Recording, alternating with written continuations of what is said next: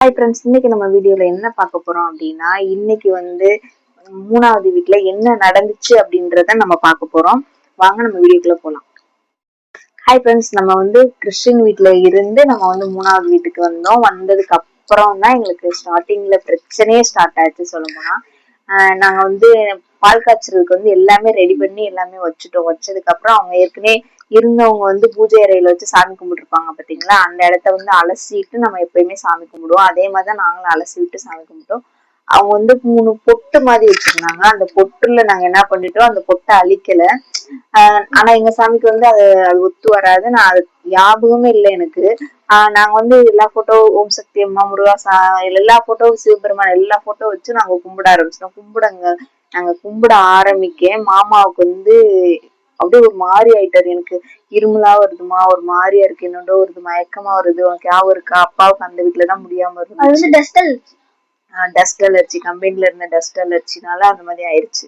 என்ன பண்ற, அவர் சொன்னாரு இது ஒண்ணுமே இல்லை, எந்த பிரச்சனையுமே இல்லை, இது வந்து டஸ்ட் அலர்ஜி. அப்ப வந்து கொரோனா டைம் பாத்தீங்களா, கொரோனா டயத்துல கம்பெனில ஏதாவது ஒரு சின்ன இன்ஃபெக்ஷன் ஆயிருந்திருக்கும், அதனாலதான் அப்படின்னு சொல்லிட்டு டெய்லி ஒரு இன்ஜெக்ஷன் போட்டோம். அதுக்கப்புறம் ஹாஸ்பிட்டல் செலவு, அந்த டானிக்கை வாங்கி கொடுத்தோம், மருந்து வாங்கி கொடுத்தோம், மாத்திரை சாப்பிடணும். ஆமா, நைட்டும் பகலும் நான் தூக்கத்தை பார்க்கவே மாட்டேன்.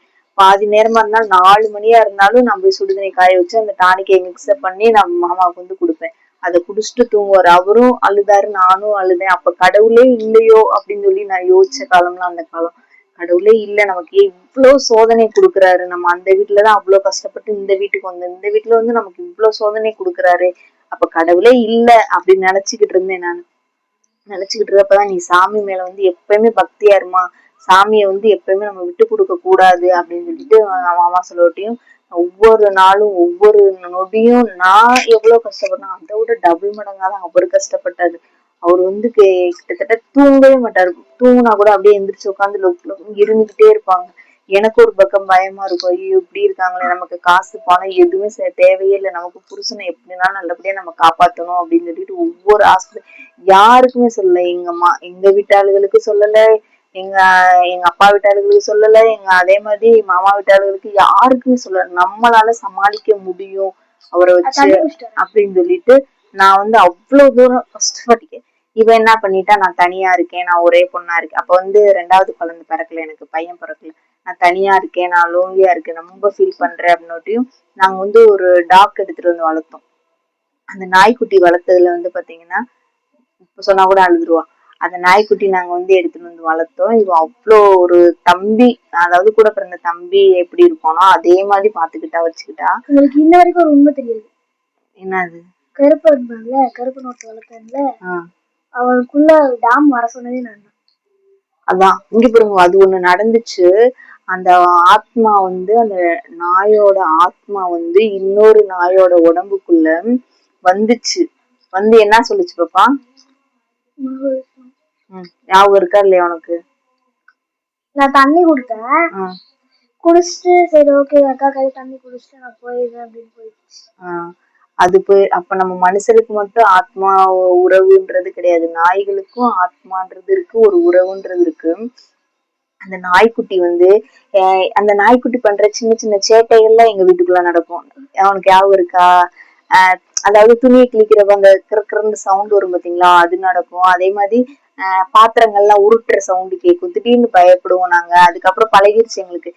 நீதானா, சேட்டை பண்ணாம பேசாம விளையாண்டுட்டு சமத்தா தூங்கிடணும் அப்படின்னுவோம். அதுக்குன்னு தனியா பால் மாதிரி ஒரு இதுல மாதிரி ஊத்தி வச்சிருப்போம். அந்த கருப்பன்னு இன்னொரு நாய்க்குட்டி வளர்த்தோமா, அதோட ஆத்மா வந்து இதுக்குள்ள இருந்தது மாதிரி நாங்க அந்த மாதிரிதான் நடக்கும். இது டாமுன்னு சொல்லிதான் கூப்பிடுவோம். ஓடி வரும், இவ கூட நல்லா அட்டாச்சா இருந்துச்சு.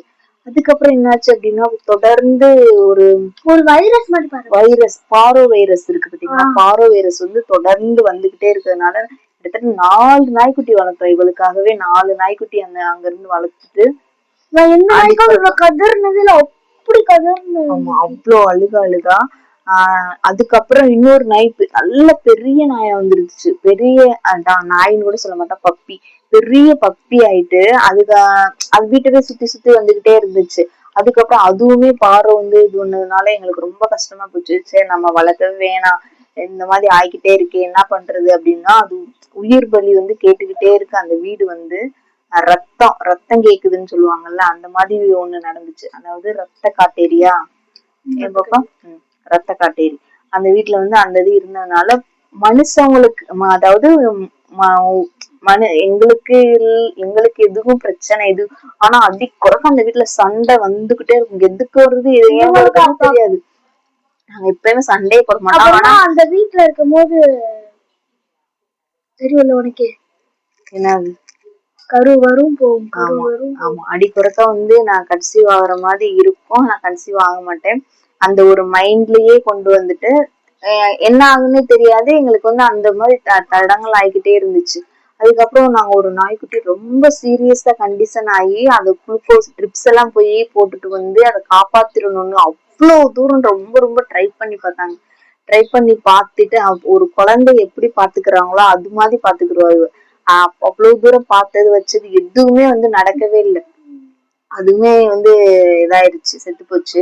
அப்ப ரொம்ப ஃபீல் பண்ணி அழுதுகிட்டு இருந்தா. அப்ப இது என்ன பண்ணலாம் அப்படின்னு சொல்லி பார்த்தா, நாங்க என்ன வளர்த்தாலும் சரி சரி நாய்க்குட்டி தான், அதுக்கு ஏதோ பாரம் வந்துச்சு, நோய் வந்துச்சு, அட்டாக் ஆகி போயிருச்சு. அப்ப மீன் வளர்க்கலாம் அப்படின்னு சொல்லிட்டு மீன் வளர்த்தோம். மீனும் ஃபுல்லாமே செத்து போயிருச்சு. அப்புறமா குருவி வளர்த்தோம், குருவி செத்து போச்சு. பூனை வளர்த்தோம், பூனை செத்து போச்சு. எல்லாமே செத்து போச்சு. அதாவது மனுஷனுக்கு நம்ம வீட்டுல உள்ளவங்களுக்கு அதான் மிருகங்கள் வளர்த்தா அது வந்து வாங்கிட்டு போயிரும் சொல்ற மாதிரி நம்மளுக்கு வர்ற வேண்டியதை அது அவங்க வாங்கிட்டு போயிட்டாங்க. பூனையா இருக்கட்டும், நாயா இருக்கட்டும், குருவியா இருக்கட்டும். அந்த எலி வந்து இந்த எலி தானே, ஒரு அழகா ஒரு எலி, அது ஆம்ஸ்டர்